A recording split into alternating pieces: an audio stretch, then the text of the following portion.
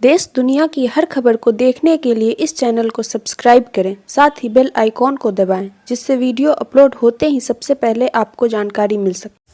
नमस्कार, आप देख रहे हैं फर्स्ट लुक बिहार और हमारी टीम पहुंची है मीनापुर प्रखंड के मदारीपुर कर्ण, जहां हम देख रहे हैं यह आपको नज़ारा दिखाएंगे कि किस तरह हजारों एकड़ ज़मीन में जलकुंभी जमा हुआ है। जहां दलहन तिलहन और गेहूं धान की खेती होती थी, वह जलकुंभी की खेती हो रही है। वहां आपको हम दिखा रहे हैं कि किस तरह यहां हजारों एकड़ भूमि जलकुंभी से आच्छादित है और यहां के किसान त्राहिमाम कर रहे हैं। जो बड़े किसान थे यहाँ के, उन जो 100 क्विंटल बेचते थे वह बेच नहीं रहे हैं, अब खरीद कर खा रहे हैं और छोटे किसान मजदूरी को विवश हैं।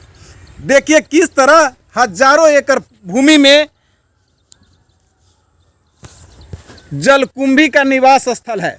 और आप देख रहे होइएगा कि यह कोई चौड़ का नज़ारा नहीं है, यह कहीं से भी चौड़ का नज़ारा नहीं है। यह बस्ती में के बीच का जगह है, बस्ती के बीच की ज़मीन है, जहां बहुत उद्देश्यीय खेती होती थी। जहां तिलहन दलहन और 6 साल पहले यहाँ तिलहन दलहन और धान मक्के और गेहूं की खेती होती थी और कम से कम 1.5 लाख क्विंटल इससे उपज होती थी। जो आज जहां जलकुंभी और गुड़हन उपज रहा है, सरकार की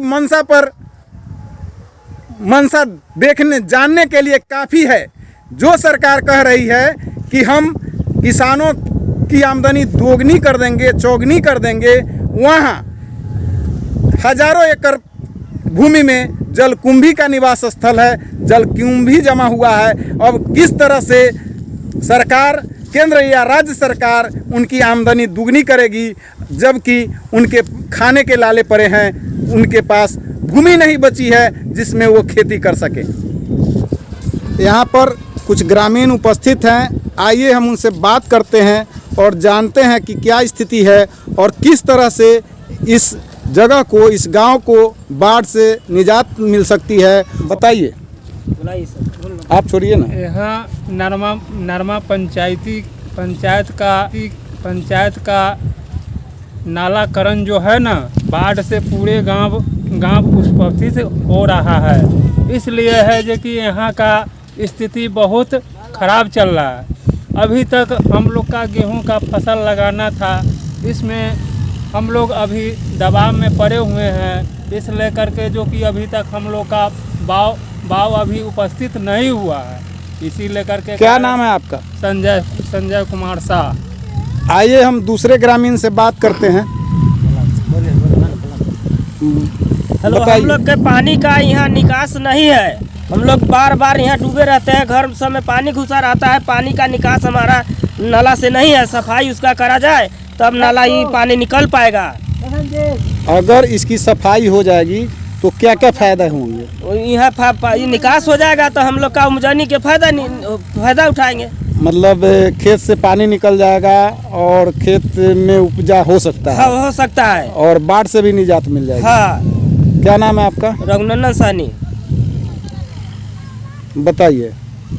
यहाँ सब डूबा रहता है पानी से, एक बगल से 1 नंबर वार्ड है नरमा, और इससे हजारों ज़मीन में पानी लगा हुआ है, पानी लगा हुआ रहता है। पानी का नाला नहीं है, नाला साफ हो जाएगा तो उपजा होगा, फायदा होगा हम लोग का। आप जिन नेताओं को वोट देते हैं, क्या वो आते हैं तो उनसे मांग नहीं करते हैं इसकी उड़ाई के लिए? नहीं, मांग करते हैं कि नेता जाता है अपना घर रह जाता है, नहीं बोलता है, कहता है इस साल हो जाएगा वही साल हो जाएगा। जीत के जाता है तो एक बार भी नहीं घूम करके आता है देखने। बगल के मंत्री जी है। हाँ, बगल के मंत्री है, एक जीत के जाते हैं तो एक बार नहीं आता है घूर करके, जहाँ दोबारा फिर आ करके यहाँ हम देखें। आपके इस चैनल को मैं धन्यवाद देना चाहता हूँ कि इस उपजाऊ मिट्टी जो पहले हुआ करती थी बरसों पूर्व, माने 4-5 साल पहले, आज जल केंद्र बन गया है। जल में ऐसा चीज़ जो बेकार की चीज़ें है, कुंभी, और इसमें पानी में रहने वाले जो चीज़ है वो उपयोगी नहीं है, वो जमावड़ा हो गया है। और ये जमावड़ा मैं आपको बताना चाहता हूँ कि केंद्रीय सरकार और राज्य सरकार की उदासीनता के कारण है, जबकि अरबों अरब रुपया बड़े कंपनी है, बड़े कॉरपोरेट जगत को अनुदान में सरकार दे रही है और कृषि के नाम पर बड़ी बजट को लिया जा रहा है, हर टैक्स जनता से लिया जा रहा है। आपको मैं यहाँ जो है मदारीपुर कर्ण गांव है, ये मीनापुर प्रखंड जिला मुजफ्फरपुर में, इसके जो औराई ब्लॉक है, बोछा ब्लॉक है, 3 ब्लॉक का एरिया लगभग आपको बता दें हजारों एकड़ भूमि जो है इसी तरह से तीनों ब्लॉक के गांव का इस यह जमीन है। तीनों ब्लॉक के यहाँ पर लगभग सीमान मिलते हैं। ये आप अच्छा, कैसे हुई है यह भूमि बेकार? मतलब यहाँ पर पानी जो आती है, बागमती नदी जो है, कटौझा धार जो चलती उफनती नदी है, उस धार की प्रत्येक साल पानी आती है इसमें और आकर के जमा हो जाती है, जबकि निकास पहले जो है यहाँ से नरमा मन से निकास होते हुए बोछा ब्लॉक होते हुए मकसूदपुर जो पुरानी बागमती धार है उसमें ये पानी निकल जाती थी। तो कुछ लोग वर्षों पूर्व क्या किए हैं, निकास पर अपना निवास बना दिए हैं भर करके, यानी नहर अगर नाला पक्की पीसीसी कर दिया जाए, वहाँ के लोगों को भी कोई नुकसान नहीं हो, तो पुरानी बागमती धार से ये सब जल निकल जाएंगे।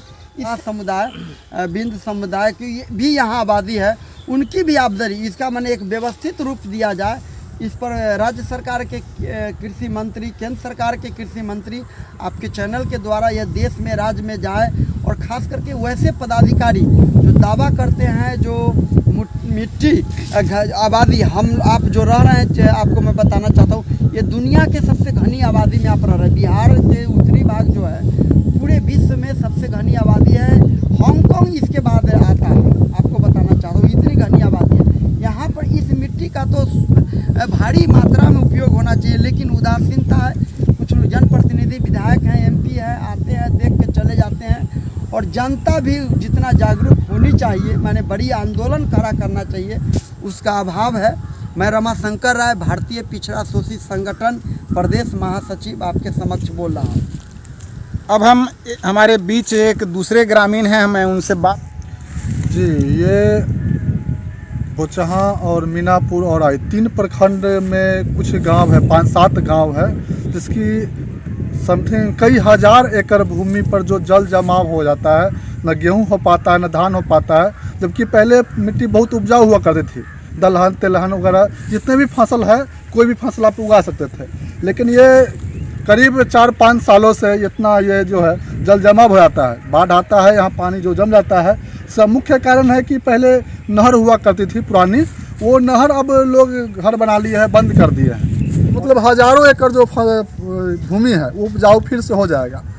अब किसान का मतलब बुरा हाल है यहाँ। अब हम लोग भी है, कई एकड़ ज़मीन जोत रहे हैं, रखे हुए हैं, बट खरीद के खाना पड़ रहा है। क्या नाम है आपका? शंभू कुमार। तो आप देख रहे थे, यहाँ के ग्रामीणों का कहना है कि अगर सरकार और सरकारी तंत्र, प्रशासनिक अधिकारी अगर चाहें तो यह हजारों एकड़ भूमि फिर से उपजाऊ हो सकती है, बशर्ते कि एक नाले का निर्माण हो जाए या जो बंद पड़ा नहर है उसको खोल दिया जाए, तो हजारों एकड़ भूमि जो 5-6 साल पहले तक उपजाऊ थी उसी तरह के उपजाऊ हो सकती थी। कैमरामैन रोशन के साथ Rajesh Ranjan, first look Bihar news.